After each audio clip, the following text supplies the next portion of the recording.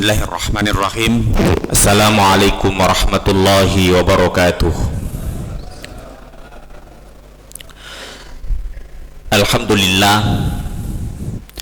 Alhamdulillahilladzi anzala as-sakinata fi qulubil mu'minin liyazdadu imanan ma'a imanihim walillahi junudus samawati wal ard wa kana Allahu aliman hakima. Ashhadu an la ilaha illallah wahdahu la syarika lah wa ashhadu anna Muhammadan abduhu wa rasuluh la nabiyya wa la rasula ba'dah. Amma ba'du, qala Allah ta'ala fi kitabihil karim, a'udzu billahi minasy syaithanir rajim, bismillahirrahmanirrahim. Ya ayyuhalladzina amanu taqullaha haqqa tuqatih wa la tamutunna illa wa antum muslimun. Hadirin sidang jamaah salat subuh Masjid Ar-Rahman yang dirahmati oleh Allah Subhanahu wa taala. Alhamdulillah, segala puji bagi Allah Subhanahu wa taala. Dengan nikmatnya, dengan taufik hidayah dan maunahnya, kita dipilih olehnya untuk kemudian hadir di dalam majlis kebaikan. Semoga segala mujahadah kita hadir di masjid Allah Subhanahu wa taala ini dinilai sebagai amal ibadah, dilipat gandakan pahalanya, dan kita temui nanti ketika kita kembali kepada Allah Subhanahu wa taala. Kita juga berdoa semoga sebagaimana kita dikumpulkan di tempat yang penuh dengan kebaikan ini bersama dengan orang-orang baik, semoga nanti di akhirat nanti juga kita dikumpulkan bersama Nabi kita Muhammad sallallahu alaihi wasallam. Amin amin ya rabbal alamin. Kita melanjutkan kembali kajian sirah sahabat, kajian perjalanan hidup para sahabat, orang-orang yang paling dekat kehidupannya dengan Nabi sallallahu alaihi wasallam, orang yang paling mencontoh kehidupan Nabi sallallahu alaihi wasallam. Jika kita meyakini bahwa tidak akan sampai kita kepada Allah kecuali dengan mengikuti nabinya, dan tidak akan bisa memahami secara tepat, secara keseluruhan perjalanan hidup Nabi kecuali setelah kita mengikuti bagaimana para sahabat mengikuti Nabi sallallahu alaihi wasallam, maka mempelajari para sahabat itu sama posisinya dengan mempelajari Nabi sallallahu alaihi wasallam. Pada kesempatan pagi hari ini kita akan membahas sosok yang jauh lebih dekat lagi dengan kekinian kita, dengan karakter kita sebagai seorang yang awam, sebagai seorang manusia biasa. Bedanya mungkin mereka yang akan kita gambarkan hari ini profil yang dekat dengan Nabi sallallahu alaihi wasallam, tetapi melihat karakternya hampir mirip dengan kita. Sahabat yang akan kita bahas hari ini adalah sahabat mulia Sa'id bin Zaid. Ini agak susah disebut, jangan sampai kebalik. Jangan sampai kebalik. Sa'id bin Zaid. Kalau lupa kadang dibalik, Zaid bin Sa'id, karena cuman beda S dan Z, cuman beda huruf Sin dan huruf Zai. Kita mengakui bahwa ini jarang kita dengar ketika berbicara tentang Sa'id bin Zaid. Yang kita sering dengar adalah Zaid bin Haritsah, atau kita mendengar Sa'ad bin Abi Waqqas. Tapi kalau Sa'id bin Zaid ini agak jarang kita dengar. Tetapi kita harus bahas sosok ini karena dalam kurikulum sirah nabawiyah dan sirah sahabat yang kita sampaikan bahwa kita akan memulai perjalanan hidup para sahabat dari 10 orang yang dijamin masuk surga. Dan salah satu yang mendapatkan jaminan itu adalah seorang sahabat Nabi yang bernama Sa'id bin Zaid. Baiklah para jamaah yang dirahmati oleh Allah Subhanahu wa taala, mari kita mulai membahas Sa'id bin Zaid, keutamaannya dan bagaimana kemudian kita mengikutinya. Said bin Zaid ini memiliki keutamaan yang hampir tidak dimiliki oleh 9 sahabat yang lain. Kalau 9 sahabat lain, ya mudah-mudahan pelan-pelan kita hafal yang 10 ini. Mudah-mudahan pelan-pelan kita hafal yang 10 ini. Kita berdoa dimasukkan ke dalam surga, lalu nggak tahu yang pasti masuk surga, itu berbahaya. Nah, itu sangat-sangat berbahaya.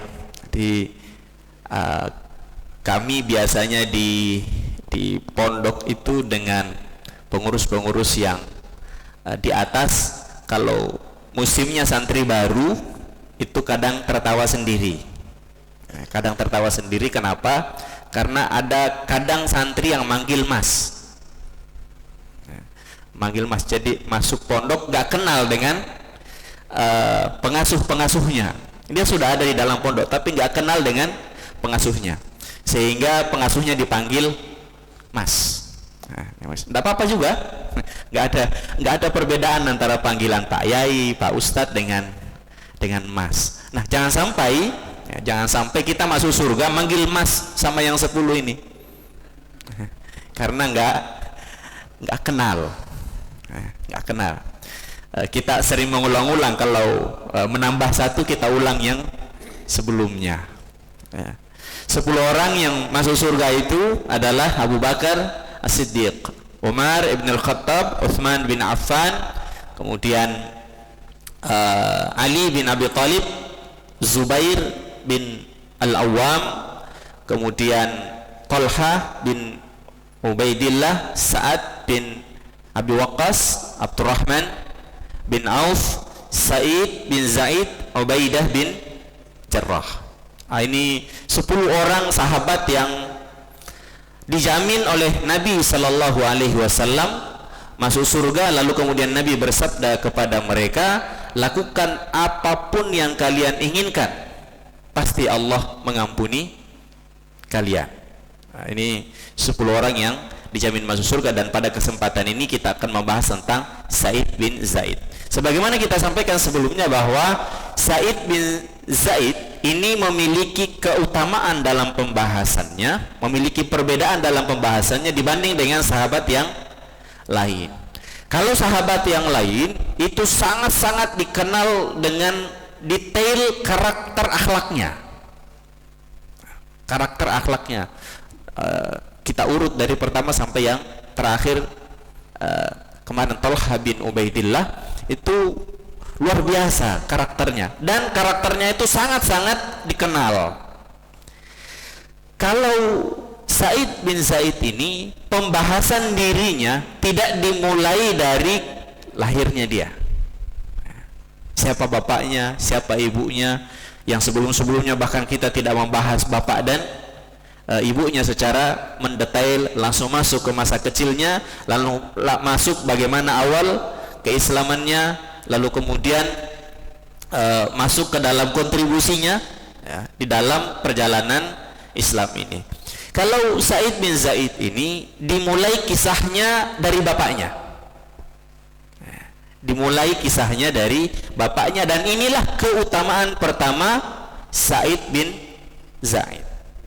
Dari 10 sahabat, dari 8 sahabat yang sudah kita bahas, tidak ada 8 itu yang dibahas bapaknya sebagai keutamaannya. Ya, bahkan kalau kita membahas Nabi kita Sallallahu Alaihi Wasallam, kita tidak membahas secara mendalam tentang ayahanda beliau. Nah, ini keutamaan pertama dari Said bin Zaid adalah memiliki seorang ayah yang sangat-sangat luar biasa. Sangat-sangat luar biasa. Siapa ayah daripada Said bin Zaid? Tentu ayahnya namanya Zaid. Tentu namanya adalah Zaid. Tapi kalau hanya menyebut Zaid tidak kita lanjutkan ke atas, maka mungkin tidak kita kenal. Kalau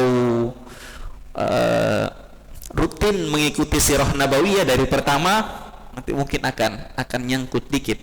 Tapi sedikit sekali kita pernah membahas tentang sosok ayah daripada Sa'id bin Zaid. Ayahnya bernama Zaid bin Amr bin Naufal. Zaid bin Amr bin Naufal. Zaid bin Amr bin Naufal ini ya, oleh Nabi Sallallahu Alaihi Wasallam itu dikatakan dia nanti akan dibangkitkan sendiri, tapi setara dengan satu umat. Jadi dia dibangkitkan sendiri, bersendirian dia. Kita ini kan nanti akan dibangkitkan sesuai dengan komunitasnya masing-masing. Kalau komunitasnya komunitas biker, ya dibangkitkan dengan para bikers. Kalau dengan para pemancing, ya dengan para pemancing. Maka hati-hati, lamanya kita di masjid lebih singkat daripada lamanya di tempat mancing, itu berbahaya. Jadi pastikan kita ini komunitas utamanya, komunitas dominannya adalah komunitas ya masjid lah minimal, atau komunitas masjid taklim. Zaid bin Amr bin Naufal ini, kata Nabi Sallallahu Alaihi Wasallam, dia dibangkitkan ya. Dia dibangkitkan bersendirian, tetapi dengan kualitas satu umat, dengan kualitas satu umat. Lalu dia dimasukkan surga ya. Lalu dia dimasukkan ke surga oleh Allah Subhanahu wa Ta'ala, walaupun surganya bukan surga yang penuh aksesoris. Kalau kita kan surganya penuh dengan aksesoris. Innal ladzina amanu wa amilus solihat lahum jannatun tajri min tahtihal anhar khalidina fiha wa azwajum mutahhara. Jadi kita ini dijanji oleh Allah, bukan hanya dikatakan nanti kamu masuk surga, tapi dengan aksesorisnya sekalian. Tajri min tahtihal anhar, mengalir dari bawahnya sungai-sungai. Bahkan dalam riwayat, dalam beberapa ayat dalam Al-Quran, sungainya juga detail. Sungainya juga detail. Ada sungainya yang dari yang susu ya. Ada sungainya yang dari madu ya. Ada sungainya yang dari anggur. Jadi ya terserah kita ini sukanya minum apa. Sukanya minum apa, maka sungai yang ngalir di bawah itu seperti itu. Lalu azwajum mutahhara ya. Di dalamnya disambut oleh pasangan-pasangan yang tidak ada celahnya ya. Azwajum mutahhara. Jadi ini jangan diartikan bidadari, bahaya. Ibu-ibu gimana? Ibu-ibu gimana? Ya azwajum mutahhara, pasangan-pasangan yang tidak punya celah ya. Jadi yang paling kita ketahui celahnya itu kan pasangan ya. Aksesoris kita ini umatnya Nabi Muhammad SAW itu lengkap kalau disebutkan, maka masih gak tertarik juga ya. Luar biasa lah kita ini ya, luar biasa lah. Nah, Zaid bin Amr bin Naufal ini dikatakan surganya adalah surga yang biasa. Kenapa kemudian surganya adalah surga yang biasa? Karena beliau ini adalah orang yang hidup pada masa jahiliyah, yang tidak mau mengikuti tradisi jahiliyah. Dia membuat pengakuan bahwa saya ini adalah satu-satunya orang Quraisy yang masih mengikuti ajaran Hanifiyah Nabi Ibrahim, satu-satunya. Itu dalam sejarah. Ini keutamaannya, Sa'id bin Zaid punya ayah punya ayah yang tidak mengikuti tradisi Quraisy. Dia tidak minum minuman khamar, dia tidak berjudi, dia tidak menyembah berhala, dia tidak mempersembahkan sesajen, menyembelih hewan yang ditujukan untuk menyembah, dikurbankan untuk para. Bahkan diriwayatkan selain dari Aisyah, Asma juga, mereka ini masih kecil dan melihat ayah daripada Sa'id bin Zaid, yaitu Zaid bin Amr bin Naufal, bahwa kalau sudah musimnya musim ramai Ka'bah itu musim ramai Ka'bah itu, Zaid berdiri di Ka'bah ya, berdiri di Ka'bah lalu kemudian membaca syair. Ya, membaca syair. Apa syair yang biasa dia sampaikan? Nah, dikatakan tak ada Uzza maupun kedua putrinya yang kupercayai. Ya.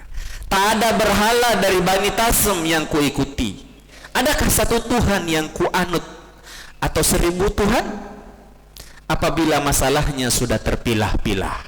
Nah, ini syair kegundahan. Jadi kan berat hidupnya Zaid bin Amr itu. Tidak ada nabi, tidak ada rasul, tidak ada ulama, tidak ada ustadz. Dia hidup di dalam ketidakjelasan, tetapi keyakinan bahwa saya tidak mau mengikuti tradisi-tradisi jahiliyah. Saya adalah pengikut daripada ajaran Nabi Ibrahim alaihissalam. Hanya saja siapa yang mau ngajari dia? Nggak ada ulamanya. Tinggal satu-satunya dia. Kita sudah pernah membahas bahwa di antara kebiasaan Quraisy itu adalah mereka mengubur hidup-hidup anak perempuannya.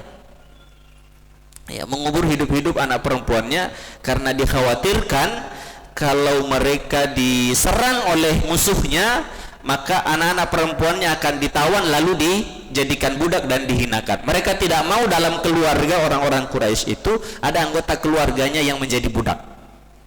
Nah, ini alasan kenapa anak-anak perempuan pada masa itu dibunuh. Beda dengan yang sekarang, ya, yang setelahnya, yaitu karena takut tidak bisa memberikan makan.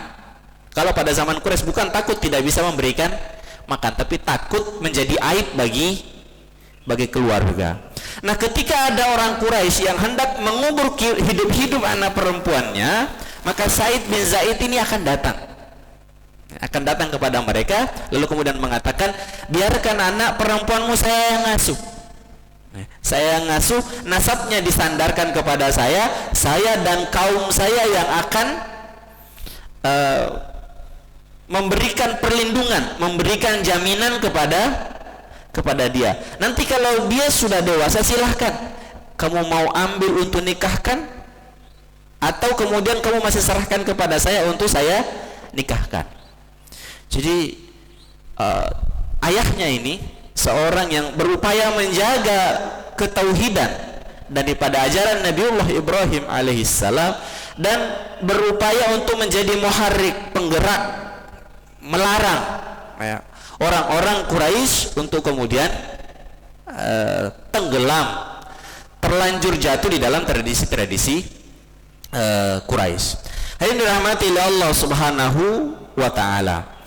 Zaid bin Amr bin Nufail ini punya kakak. Punya kakak namanya Khattab. Namanya Khattab. Mudah-mudahan mulai nyambung kalau sudah ketemu Khattab. Karena Zaid nanti punya anak namanya Said bin Zaid, sosok yang kita bahas hari ini. Dan Khattab nanti akan punya anak namanya Umar. Umar bin Khattab. Maka kita mulai kemudian bahwa Said bin Zaid ini bukan orang biasa, karena lingkarannya itu adalah Umar bin Khattab. Umar bin Khattab dan Zaid bin Amr, Said bin Zaid ini keturunan besar, perwira, keturunan besar, perwira kesatria Arab dari Bani Adawi, dari Bani Adi. Badan mereka nggak ada yang kekar-kekar kayak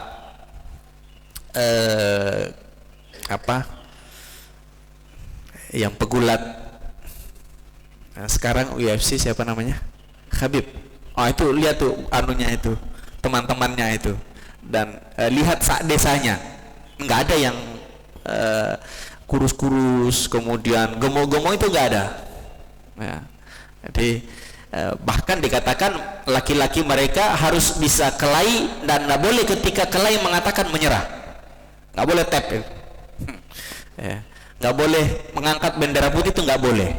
laki-lakinya. Ini keturunan Adawi, keturunan ya Umar dan Zaid. Mereka ini adalah orang-orang yang sangat-sangat hebat, disegani. Disegani. Nah, Zaid ini, Zaid bin Amr itu ada satu hal yang paling dirindukan, dirindukan, yaitu kedatangan Nabi terakhir. Kerinduannya itu selalu disampaikan kepada putranya Zaid. Kerinduannya itu. Ya. Kalau nanti ya, orang yang digambarkan di dalam suhuf Ibrahim, suhuf wahyu-wahyu Allah yang ditulis di dalam lembaran suhuf Ibrahim, itu betul-betul datang dan aku sudah meninggal, karena Zaid ini meninggal sebelum wahyu turun, sebelum Nabi diutus.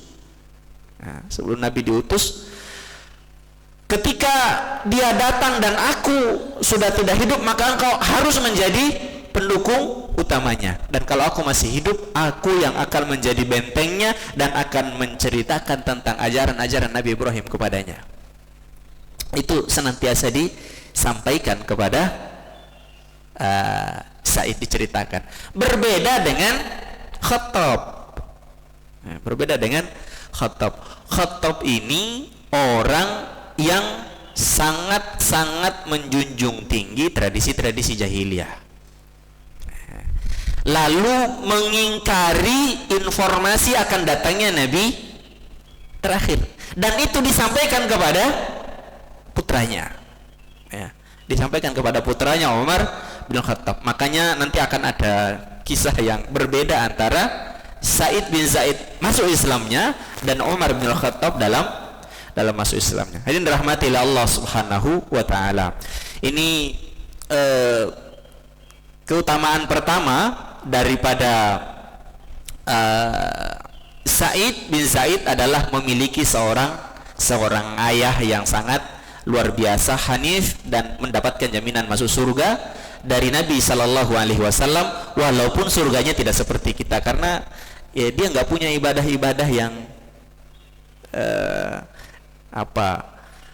terstruktur seperti kita, mulai dari sholat sampai ke haji, bahkan sampai kepada jihad fi sabilillah.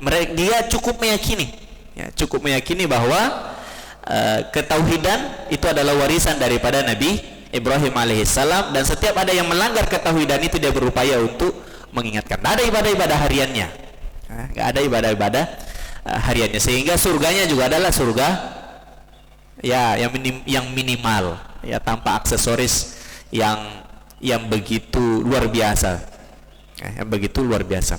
Hadirin yang dirahmati oleh Allah Subhanahu wa taala. Kita masuk ke dalam keutamaan kedua daripada Said bin Zaid. Said bin Zaid.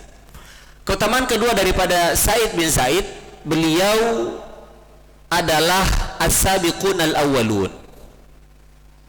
As-sabiqunal awwalun, orang-orang pertama yang masuk Islam, atau kalau bahasa organisasi perintis.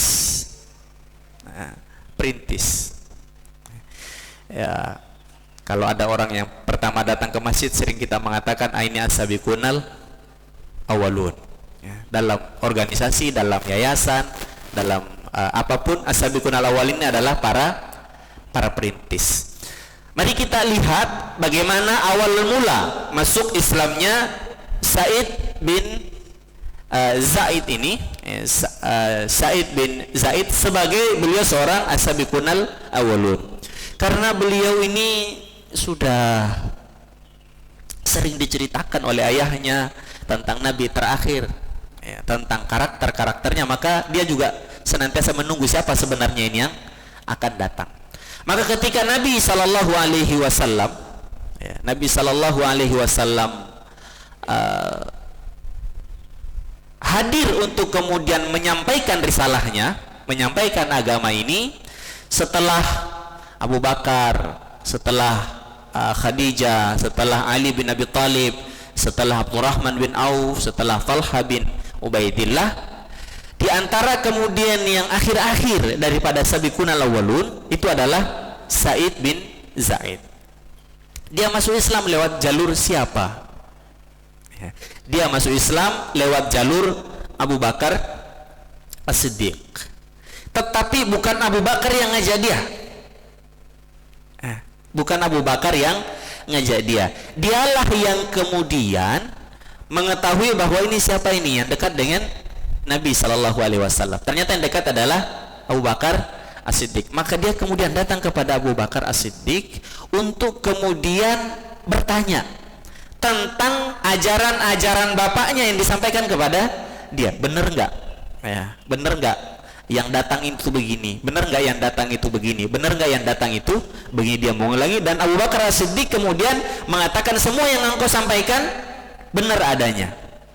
Lalu Sa'id bin Zaid kemudian mengatakan, bolehkah engkau mengantar saya? Saya ingin masuk Islam. Maka kemudian datanglah Sa'id bin Zaid kepada Nabi SAW untuk kemudian mengumumkan keislamannya. Lalu setelah itu dia segera pulang ke rumahnya untuk kemudian memerintahkan, menginstruksikan kepada istrinya bernama Fatimah binti Khattab. Namanya Fatimah binti Khattab. Berarti Fatimah ini adalah adiknya Umar ibn al-Khattab. Selain sebagai sepupu Umar dan Said ini adalah sepupu, dia juga adalah kakak adik ipar. Pernikahan antar sepupu itu sudah jamak terjadi pada masa itu. Dia pulang lalu kemudian mengatakan kepada istrinya, wahai istriku, telah datang seorang Nabi dan Rasul. Nabi dan Rasul ini yang sering diceritakan oleh ayah, masuklah juga ke dalam Islam. Dan Fatimah ini adalah seorang wanita yang soleha, seorang wanita yang taat kepada suaminya, maka dia kemudian masuk Islam. Inilah keutamaan kedua daripada Sa'id bin Zaid. Dia adalah as-sabiqunal awwalun. As-sabiqunal awwalun dalam Quran surat Taubah ayat 100. Dalam Quran surat Taubah ayat 100, mereka ini adalah orang-orang yang Allah ridhoi dan mereka juga ridho kepada Allah. Nanti di akhirat mereka akan dimasukkan surga oleh Allah Subhanahu wa taala. Ini nilai atau keutamaan para as-sabiqunal awwalun. Mereka ini di dunia mendapatkan senangnya Allah Subhanahu wa taala, dan mereka juga senang sekali dengan Allah Subhanahu wa taala di dunia, dan nanti di akhirat mereka akan dimasukkan ke dalam surganya Allah Subhanahu wa taala. Yang berikutnya yang merupakan keutamaan daripada Sa'id bin Zaid itu adalah beliaulah yang menjadi sebab Islamnya Umar bin Khattab. Beliaulah yang menjadi sebab Islamnya Umar ibn al-Khattab radhiyallahu anhu. Ceritanya bagaimana?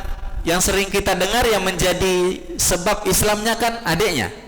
Nah, ini kok Sa'id bin Zaid. Kalau kita dengar urutannya tadi mungkin mulai faham. Jadi Umar itu karena sejak kecil dibisiki tentang ajaran dan Nabi terakhir, maka dia benci dengan ajaran yang menentang nilai-nilai jahiliyah. Maka ketika kemudian diumumkan, Nabi SAW mengumumkan dirinya sebagai seorang Nabi dan Rasul, dan tatanan jahiliyah itu mulai hancur, maka Umar bin Al-Khattab radhiyallahu anhu kemudian memakai baju besi, lalu kemudian menghunus pedangnya, lalu kemudian berkeliling kota Madinah mencari Nabi Muhammad sallallahu alaihi wasallam, dikatakan sebagai penghancur tatanan jahiliyah. Dia bertemu dengan seorang sahabat yang bernama Nuaim. Nuaim ini sahabat yang posisinya sebagai mantan budak, du'afa, seorang yang tidak memiliki pengaruh, bahkan golongannya adalah golongan rendah, sehingga dia takut sama Umar. Tetapi dia juga ingin membela Nabi, jangan sampai dia ketemu Nabi. Maka Nuaim kemudian berpikir bagaimana caranya membelokkan Umar ini. Maka kemudian Nuaim mengatakan kepada Umar, wahai Umar, ngapain repot-repot mencari Nabi Nabi Muhammad. Itu ya. Sepupumu sendiri, ya, sepupumu sendiri sekaligus adik iparmu dan adekmu sendiri, ya, adekmu sendiri itu sudah mengikuti ajaran Muhammad. Urus dululah keluargamu, kira-kira begitu. Urus dulu keluargamu sebelum mengurus Nabi Muhammad. Ini cara Nuaim untuk kemudian membelokkan. Jangan sampai Umar ini benar-benar melukai atau menyakiti Nabi SAW. Begitu para sahabat melindungi Nabi SAW. Walaupun dia lemah, tapi dia memikirkan bagaimana caranya membela Nabi Sallallahu Alaihi Wasallam. Maka pergilah Umar ini ke rumah adiknya Fatimah. Adiknya Fatimah. Qadarullah di rumahnya sedang ada halaqah keluarga. Sedang ada halaqah keluarga antara Sa'id bin Zaid, Fatimah binti Khattab dan guru yang didatangkan yaitu Khabbab bin Al-Araf. Khabbab bin Al-Araf ini guru, murabbi. Murabbi yang didatangkan untuk memimpin halaqah di rumahnya Sa'id bin Zaid. Ketika kemudian terdengar langkah-langkah berat daripada Umar bin Khattab, Fatimah sudah tahu. Fatimah sudah tahu bahwa ini kakak datang ini. Dan kakak ini sejak kecil dibisikkan kebencian kepada ajaran Islam. Maka segera kemudian dia sembunyikan Khabbab bin Al-Araf di tempat yang aman, dimasukkan ke dalam kamar. Lalu kemudian Fatimah dan suaminya Sa'id bin Zaid kemudian menunggu apa yang akan dilakukan oleh Umar. Ternyata Umar mendobrak pintu, nggak pakai ketok, langsung kemudian masuk, ditendang, lepas kemudian pintu, lalu kemudian bertanya kepada Fatimah, wahai Fatimah, benar nggak engkau sudah masuk Islam? Ya, benar nggak Fatimah engkau sudah masuk Islam? Ya, sambil dipegang dan didorong-dorong. Melihat istrinya diperlakukan seperti itu, maka Sa'id bin Zaid kemudian masuk ke tengah. Masuk ke tengah untuk melindungi istrinya. Untuk melindungi istrinya. Nah, Sa'id bin Zaid sejak kecil diajarkan kelembutan. Walaupun dia kekar, tapi diajarkan kelembutan dan kerinduan akan kedatangan Nabi Muhammad. Berbeda dengan Umar. Umar ini sejak kecil diajarkan kebencian kepada ajaran Nabi Muhammad, sehingga dia mempersiapkan dirinya, tenaganya, berlatih gulat. Jadi berlatih pedang memang untuk itu. Sehingga ketika ketemu dengan Sa'id bin Zaid, itu langsung di dalam riwayatnya dikatakan di peting. Peting. Lalu kemudian dibanting. Kalau lihatlah gulat di itu, Pak. Lihatlah Habib begitu, Pak. Pegang lalu dibanting. Itu dibanting, barulah kemudian ya langsung nggak bisa berbuat apa-apa. Lalu kemudian Umar kembali kepada Fatimah. Lalu kemudian Fatimah mengeluarkan kalimat yang membuat Umar terdiam. Mengeluarkan kalimat yang membuat Umar terdiam. Kata Fatimah, apa yang menyebabkan engkau membenci Islam ini? Apa salah kami meyakini bahwa tiada ilah yang berhak untuk disembah kecuali Allah Subhanahu wa Ta'ala?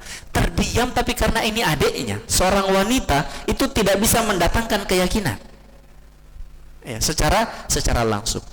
Maka yang sedang lemas di bawah ini karena kena banting, Sa'id bin Zaid kemudian melihat celah. Ini orang sudah ragu.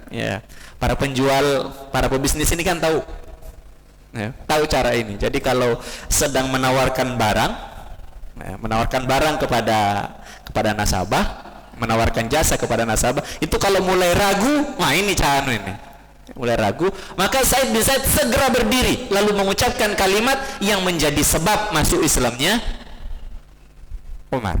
Apa kalimat daripada Sa'id bin Zaid? Wahai Umar, belum tibakah saatnya? Singkat, wahai Umar, belum tibakah saatnya? Begitu mendengarkan kalimat ini, Umar kemudian berkata kepada Sa'id bin Zaid, di mana Nabi Muhammad? Kata Said bin Zaid di Arqam bin Al-Arqam, di rumahnya sahabat Al-Arqam bin Al-Arqam yang kemudian kita sebut dengan Darul Arqam atau Baitul Arqam. Maka Umar kemudian ke sana, ke rumah di mana Nabi SAW sedang berkumpul bersama para sahabat, dan terjadilah cerita yang sudah kita kenal. Tetapi yang menjadi poin di sini, keutamaan daripada Umar, keutamaan daripada Said bin Zaid, dialah kalimat terakhirnya yang menjadi asbab Umar ini kemudian meyakinkan dirinya untuk kemudian masuk Islam. Masuk Islam. Ini keutamaan berikutnya daripada Said bin Zaid, yaitu beliau yang menjadi sebab. Yang berikutnya, keutamaan daripada Said bin Zaid mendapatkan jaminan masuk surga. Ada beberapa riwayat yang berkaitan dengan ini, tetapi kita mengutip riwayat yang disampaikan oleh Said bin Zaid. Jadi Said bin Zaid ini pernah berkumpul dengan para sahabat-sahabat muda, lalu kemudian Said bin Zaid kemudian mengatakan, wahai anak muda, dengarkan, ya, dengarkan, Abu Bakar pasti masuk surga, Umar pasti masuk surga. Disebutkan sampai 9 orang sahabat, kecuali nama Said bin Zaid nggak disebutkan, ya, dan para sahabat muda kemudian mencatat, ya, mencatat inilah yang pasti masuk surga. Lalu Said bin Zaid kemudian mengatakan, kalau kalian kehendaki, saya akan menyebutkan yang ke-10. Menyebutkan yang ke-10. Tentu para sahabat-sahabat muda senang. Siapakah sahabat yang ke-10? Lalu kemudian Said bin Zaid mengatakan, namanya Said bin Zaid. Sahabat muda mengatakan, loh berarti jenengan? Iya, sayalah sahabat yang terakhir. Namanya terakhir, kadang ditukar dengan Abu Ubaidah bin Jarrah, tetapi ya beliau selalu memasukkan namanya yang terakhir.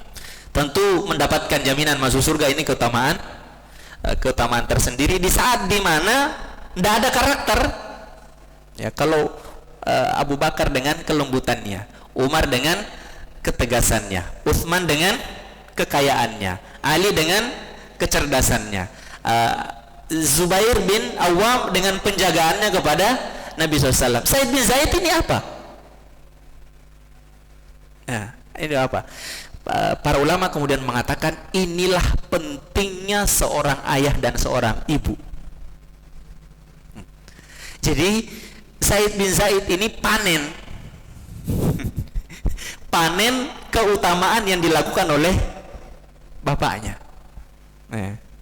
Bapaknya yang luar biasa baik, itu luar biasa baik, maka dia kemudian mendapatkan kebaikan. Maka Bapak Ibu tetaplah berbuat baik, walaupun kebaikannya untuk diri sendiri belum kita dapat. Siapa tahu kebaikan yang kita lakukan hari ini itu dipanen oleh anak-anak kita. Ini pelajaran yang kita dapatkan daripada Said bin Zaid. Yang berikutnya, Said bin Zaid ini disetarakan dengan Ahlu Badar, dengan orang-orang yang ikut dalam perang Badar, padahal dia tidak ikut. Dia ini bersama Talha bin Ubaidillah sebelum terjadinya perang Badar diutus ke pinggiran kota Syam untuk, ya, sebagai mata-mata, sebagai informan. Ketika dia balik, perang Badar sudah selesai, tapi Nabi SAW memasukkan dia ke dalam golongan orang-orang yang ikut dengan perang Badar dengan cara memberikan bagian daripada ghanimah. Jadi dia dapat pembagian harta ghanimah padahal dia tidak ikut perang. Berarti dia masuk ke dalam golongan Ahlu Badar. Ahlu Badar ini golongan yang juga mendapatkan jaminan masuk surga, dan kemudian tidak boleh dihina, tidak boleh direndahkan. Ini keutamaan Said bin Zaid. Yang berikutnya, dia disetarakan dengan Ahlu Badar. Yang berikutnya, ketika Nabi SAW wafat, dia senantiasa dijadikan penasehat oleh Abu Bakar As-Siddiq, terutama ketika mau menunjuk Umar bin Al-Khattab sebagai pengganti. Yang pertama kali dipanggil, diminta nasihatnya oleh Abu Bakar itu adalah Said bin Zaid. Bagaimana kalau saya mengangkat Umar sebagai khalifah? Kata Said, walaupun Said ini sejak kecil bermusuhan dengan Umar bin Khattab, bahkan dia sempat dibanting ketika dia masuk Islam. Tetapi dialah yang memberikan penilaian yang sangat baik kepada Umar dan memberikan keyakinan lebih kepada Abu Bakar As-Siddiq. Jadi dialah yang memberikan keyakinan luar biasa kepada Abu Bakar As-Siddiq untuk menunjuk Umar bin Khattab sebagai pengganti beliau. Yang berikutnya, Said bin Zaid ini adalah martir Pak ya? Bukan martir. Jadi yang menjadi, biasanya kalau orang ada peperangan, ada orang-orang yang dimajukan sebagai pasukan bunuh diri lah. Pasukan bunuh diri untuk melihat bagaimana strategi, untuk melihat bagaimana peluang matinya lebih tinggi martir itu. Jadi dia pertama kali maju untuk menyerang. Kecil kemungkinan untuk selamat. Kira-kira inilah. Jadi ketika Abu Bakar As-Siddiq di akhir masa khalifahnya mau masuk ke Khalifah Umar, ada perang yang disebut dengan perang Yarmuk. Perang Yarmuk. Jadi Abu Bakar As-Siddiq mengumpulkan 40.000 pasukan sahabatnya untuk kemudian menginvasi, meratakan kota Syam sampai kepada Persia, Irak sekarang. Minta ratakan. Pasukan 40.000 pasukan ini dipimpin oleh Khalid bin Walid. Khalid bin Walid selama hidupnya belum pernah kalah. Khalid bin Walid dialah kemudian yang ditunjuk masuk ke mana namanya, ke kota Syam, ke Damaskus, ke Suriah, ke Palestina, ke Lebanon, untuk kemudian membebaskan tanah-tanah itu. Nah, ketika kemudian pasukan ini sedang asyik melakukan penyebaran Islam, Abu Bakar As-Siddiq wafat, diganti oleh Umar bin Khattab. Apa yang pertama kali Umar lakukan? Mengganti Khalid bin Walid, diganti dengan sahabat ke-10 atau sahabat ke-9 yang masuk surga, yang insya Allah dalam pertemuan berikutnya akan kita sampaikan sejarahnya, yaitu Abu Ubaidah bin Jarrah. Abu Ubaidah bin Jarrah itu kemudian diganti tanpa sepengetahuan Khalid bin Walid. Kisahnya juga sudah pernah kita sampaikan. Kita fokus kepada Said bin Zaid. Ketika kemudian Abu Ubaidah bin Jarrah sudah resmi menjadi panglima pasukan, maka kemudian dibuat pasukan itu menjadi dua bagian. Jadi dua bagian, yang satu bagian dipimpin oleh Abu Ubaidah bin Jarrah, yang satu dipimpin oleh Amr bin Al-As, sepupunya Khalid bin Walid. Al-Amr bin Al-As ini kemudian merapat ke daerah Mesir. Merapat ke daerah Mesir, sementara Abu Ubaidah bin Jarrah tetap di daerah Palestina. 40.000 dibagi menjadi dua. Luar biasanya ketika pasukan dibagi menjadi dua, Romawi datang dengan jumlah pasukan 120.000. Sementara di pihak kaum muslimin itu tinggal 16.000 orang. Berarti satu orang harus berhadapan dengan kurang lebih 10 orang. Kurang lebih 10 orang. Peluang kalahnya pasti tinggi. Tetapi iman kaum muslimin memang paling minimal 1 banding 10. Kalau sekarang orang kafir 1, kita 10. Kalau dulu 1 orang mukmin mampu mengalahkan 10 orang. Ini evaluasi iman kita hari ini. Nah, ketika pasukan itu kemudian berhadapan saling mengukur, tiba-tiba Said bin Zaid kemudian menggebah kudanya, memutar pedangnya, lalu kemudian maju. Dia mendekati orang yang pakai baju besi secara keseluruhan, kudanya juga memiliki baju zirah besi. Itu kemudian dia maju, lalu kemudian dia tusuk dan berhasil. Itu membuat pasukan musuh kemudian kaget, karena bagaimana dia tahu bahwa orang ini adalah pimpinan. Padahal saya juga nggak tahu, pokoknya maju. Ternyata dia adalah pimpinan dan cukup membuat semangat mereka kemudian turun. Kaum muslimin ketika melihat Sa'id bin Zaid ini kemudian maju dan mulai dikerumuni oleh pasukan musuh, itu kemudian segera maju yang 16.000 ini, dan alhamdulillah dalam sejarah dikatakan inilah 16.000 yang berhasil mengalahkan 120.000 pasukan. Siapa yang menjadi penggeraknya? Penggeraknya adalah Sa'id bin Zaid. Nah, ini pada masa Umar bin Khattab radhiyallahu anhu. Dua yang terakhir ini karakter biasa dan insya Allah kita samalah. Kita samalah. Sa'id bin Zaid itu kalau punya uang, kalau punya uang, kalau punya harta langsung disedekahkan habis. Kayak kita juga, Pak. Kalau punya uang 2.000 kan nggak dipisah, Pak, 1.000 langsung dikasih 2.000 karena memang yang disiapkan disiapkan itu. Jadi kalau kita ke masjid kan sudah bawa, Pak, ya. Dan enggak kita bagi. Kalau infak ya 5.000 dan 10.000 tuh, karena memang enggak bawa dompet. Memang kemudian bawa itu saja. Nah, ini keutamaan. Dia adalah ahli infak. Tapi keahlian infak daripada Sa'id bin Zaid ini adalah keahlian infak rahasia. Keahlian infak rahasia ini karakternya yang pertama. Karakter yang kedua, Sa'id bin Zaid ini gak suka jabatan.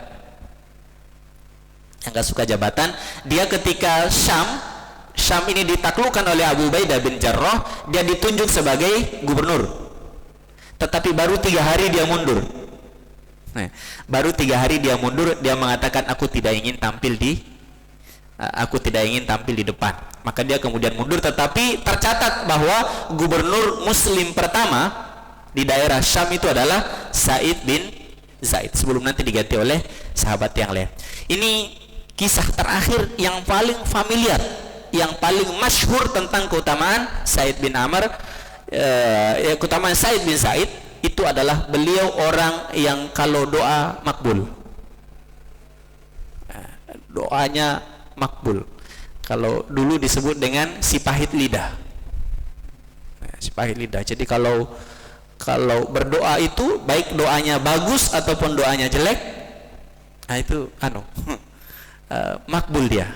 Nah, ini mungkin karena perjalanan kedekatannya dengan Allah Subhanahu wa taala dan darahnya yang murni, darah tauhid, sehingga dia dekat dengan Allah Subhanahu wa taala. Kisah yang masyhur yang diceritakan di dalam sirah para sahabat adalah ketika pada masa, karena umurnya 90 tahun ini, wafatnya beliau pada usia 90 tahun sehingga lintas khalifah. Pada masa Umayyah, ketika khalifah yang berkuasa pada saat itu adalah Marwan bin Hakam.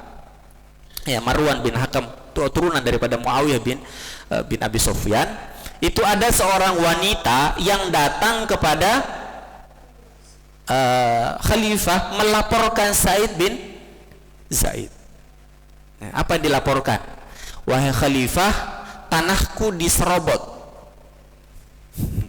Tanahku diserobot, diambil secara zalim oleh Sa'id bin Zaid. Maka sebagai khalifah, Marwan bin Hakam kemudian memanggil Sa'id bin Zaid. Benar gak kamu menyerobot tanah wanita ini? Apa kata Sa'id bin Zaid? Wahai Marwan, saya ini sahabat Nabi. Saya dengar langsung Nabi bersabda, siapa yang mengambil tanah sejengkal daripada kaum muslimin dengan cara yang zalim, maka nanti di akhirat dia akan dikalungkan 7 lapis bumi di lehernya oleh Allah Subhanahu wa ta'ala. Sejengkal tanah yang diambil secara zalim, 7 lapis bumi akan dijadikan kalung oleh Allah kepada kita di neraka. Aku mendengarkan itu secara langsung dari Nabi Sallallahu Alaihi Wasallam. Apakah menurutmu saya yang mengambil tanah wanita tersebut? Apa kata Khalifah Marwan bin Hakam? Sudah, kamu nggak perlu mendatangkan bukti, ini sudah cukup bagiku. Tapi apa kata Sa'id bin Zaid? Ini belum selesai. Belum selesai. Saksikanlah doa saya. Saksikanlah doa saya. Ya Allah, jadikan mata wanita itu menjadi buta dan matikan dia di atas tanahnya sendiri. Tanah yang dia tuduhkan sebagai tanah yang diserobot oleh Sa'id bin Zaid. Tidak lama kemudian benar, langsung gelap pandangan wanita tersebut, langsung kemudian gelap, buta, menyesal sangat luar biasa wanita itu. Lalu kemudian kemana-mana dia selalu mengatakan, saya kena apa bahasanya Pak, tulah, kena tulah daripada doa Sa'id bin Zaid. Lalu kemudian dia berjalan, karena dalam keadaan buta dia berjalan sendiri. Lalu kemudian dia sampai pada satu bidang tanah yang di situ ada lubang yang cukup dalam. Dia jatuh ke dalam, lalu tidak ada yang mengetahui dia mati, dan itu adalah tanahnya sendiri, tanah yang dia tuduhkan kepada Sa'id bin Zaid sebagai tanah yang diserobot. Hadirin dirahmati Allah Subhanahu wa taala, inilah perjalanan hidup seorang Sa'id bin Zaid, seorang yang memiliki keluarga yang sangat luar biasa, keluarga tauhid. Lalu kemudian dia sabiqun al-awwalun, dijamin masuk surga, disetarakan dengan syuhada, tetapi dia mati dalam keadaan biasa pada usia ke-90 tahun. Dia diimami langsung oleh keponakannya, keponakannya yaitu Abdullah bin Umar. Abdullah bin Umar bin Al-Khattab, yang qadarullah, disetting sedemikian rupa takdirnya untuk melewati tempat meninggalnya daripada Sa'id bin Zaid. Lalu kemudian beliau dikuburkan di sekitar kota Madinah. Orangnya biasa, tidak ada sesuatu hal yang istimewa, tetapi tadi beliau seorang yang tidak silau dengan kekuasaan, seorang yang sangat mudah untuk bersedekah secara rahasia. Selainnya beliau dapat bonus dari ayahnya, dari orang tuanya. Bapak tidak inginkah memberikan bonus kepada anak-anak kita sebagaimana Zaid bin Amr juga memberikan bonus kepada anaknya. Demikian yang bisa kita sampaikan pada kesempatan ini, semoga ada guna dan manfaatnya. Astaghfirullahaladzim, astaghfirullahaladzim, astaghfirullahaladzim. Allahumma anfa'na bima 'allamtana wa 'allimna ma yanfa'una wa na'udzubika min 'ilmin la yanfa'u qulubin la yakhsha. Allahumma inna nas'aluka ridhaka wal jannah wa na'udzubika min sakhatika wan nar. Allahumma inna nas'aluka ilman nafi'a wa 'amalan mutaqabbala wa rizqan thayyiba. Allahumma anfa'na bima 'allamtana wa 'allimna ma yanfa'una wa na'udzubika min 'ilmin la yanfa'u qulubin la yakhsha. Rabbana atina fid dunya hasanah wa fil akhirati hasanah wa qina adzabannar. Allahumma ja'al jam'ana hadza jam'an marhuman wa tafarruqana min ba'di tafarruqan ma'suman. Wa sallallahu ala nabiyyina Muhammadin walhamdulillahi rabbil alamin. Subhanakallahumma rabbana bihamdik nasyhadu an la ilaha illa anta nastaghfiruka wa natubu ilaik. Assalamualaikum warahmatullahi wabarakatuh.